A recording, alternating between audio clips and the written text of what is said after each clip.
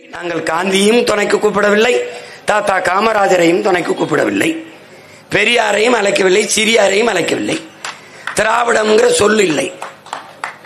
ஏனால் மான தமிழ் மக்களுக்கு அது தீட்டு, அதை நாங்கள் தொடவே இல்லை.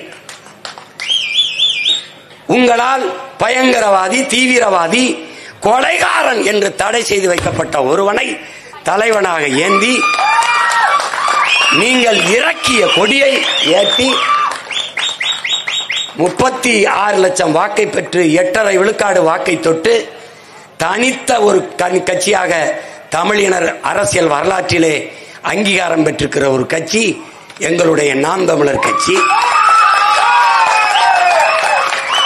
இதெல்லாம் இல்லாது முடியாது என்றால், முடியாது என்று யார் சொன்னாலும் உங்களால் முடியாது என்று சொல்லுங்கள், யாராலும் முடியாது என்று சொல்லாதீர்கள். நாங்கள் ஒரு அகராதியை கொண்டவர்கள். உலகில் யாராலும் முடியாதது எங்களால் முடியும், எங்களால் முடியாதது உலகில் எவராலும் முடியாது என்ற கோட்பாட்டை கொண்டவர்கள். கடலையே கடந்து வந்து விட்டோம், கரையை கடப்பதற்கு எவ்வளவு நேரம் ஆகும்?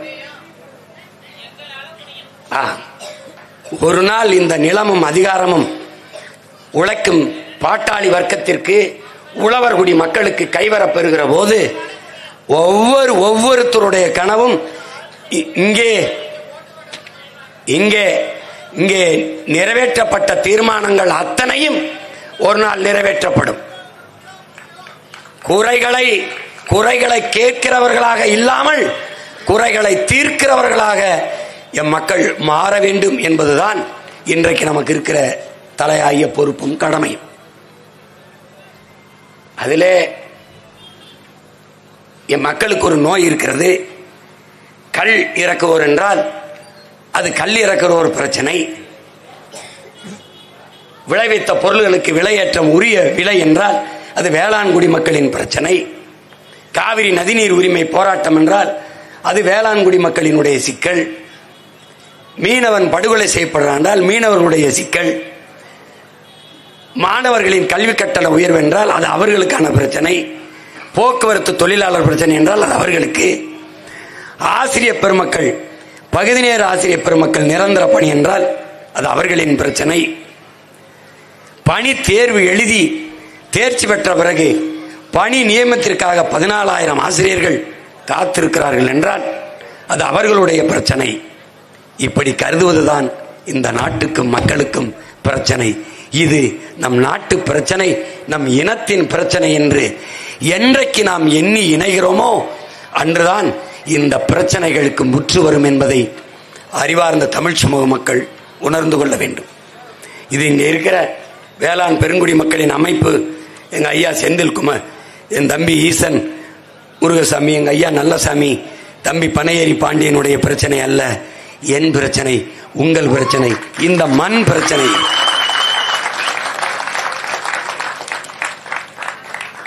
பசித்து உணவுங்கிற ஒவ்வொருத்தனுடைய பிரச்சனை, ஒவ்வொருத்தனுடைய பிரச்சனை. அதை புரிந்து கொள்ள வேண்டும்.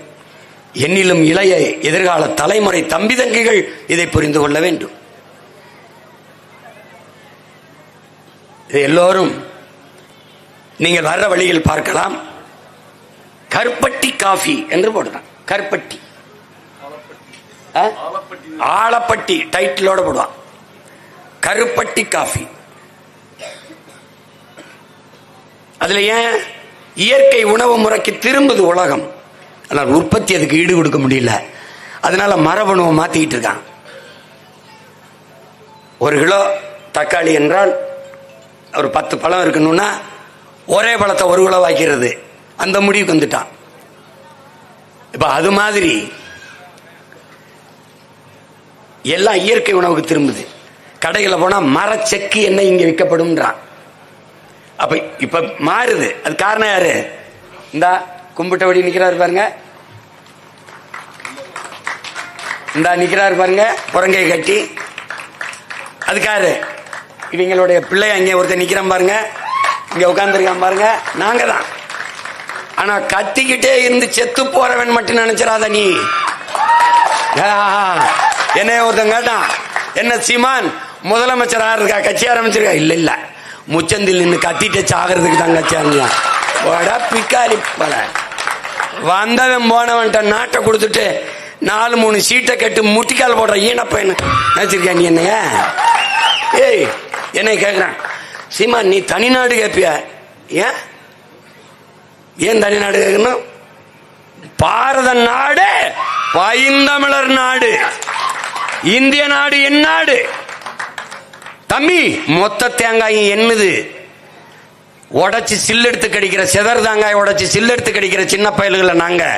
மொத்த நாடு என்னது? அது மாதிரி என்ன தெரியுமா சொல்லுவான், இவன்லாம் முதலமைச்சர் ஆகிறது அப்படிதான் நினைச்சுக்கிட்டு தான். இவனெல்லாம் ஒரு ஆளா நினைச்சுக்கிட்டு. இப்ப நான் மட்டும்தான் ஒரு ஆளா தெரியுது அவங்களுக்கு.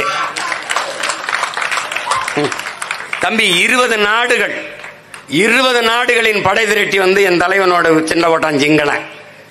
இப்ப 20 கட்சிகள் சேர்ந்து அவன் நாட்டு சண்டை, என்னைக்கு என் வீட்டு சண்டை, வீட்டோட சண்டை.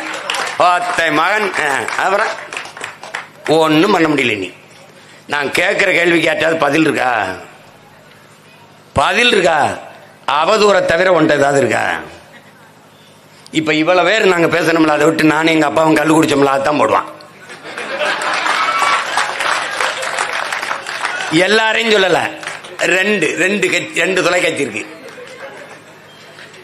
என் தலைவனை நீ எந்த தொலைக்காட்சியில வளையொலியாவது காட்டியிருக்கியா? உன்னை தவிர்க்க முடியாம காட்ட வச்சிட்டேன் பாத்தியா நீ? பிரபாகரனோட இவர் நிக்கிற படம் அந்த பாரு அப்படின்னு உன்னை காட்ட வச்சிட்டேன் பாத்தியாடா? அது மாதிரி தம்பி, கல்லு 1 மடக்கு தான் குடிச்சிருக்கேன். கடையை தோட்டத்துக்கு வண்டியில் வச்சு குடிச்சுக்கிட்டே போவேன். புரியுதா உனக்கு? நான் கல்லூரிக்கு படிக்க போகும்போது கல் குடிச்சு தான் போவோம். இந்த எங்க அண்ணன் வந்திருக்குமே, அங்கிட்டு இருக்காரா? இந்த பாரு, உலகத்துல எந்த கல்லூரி வாசல்ல அது கல்லு கடை வச்சு பார்த்திருக்கியா? எங்களுக்காக தான் கல்லு கடை. எங்க பெரியப்பா வச்சுக்கிட்டு உட்காந்துருப்பாரு. போகும்போது குடிச்சிட்டு போவோம், வரும்போது வச்சுட்டு போவோம். வேலையே எங்களுக்கு படிக்கும்போது கல்லூரிக்கு போறது இல்லை, கபடி விளையாடுறது, பந்தயம் கட்டி ஜெயிக்கிறது, பொரோட்டா திங்கிறது, கல்லு குடிக்கிறது, படம் பார்க்கறது.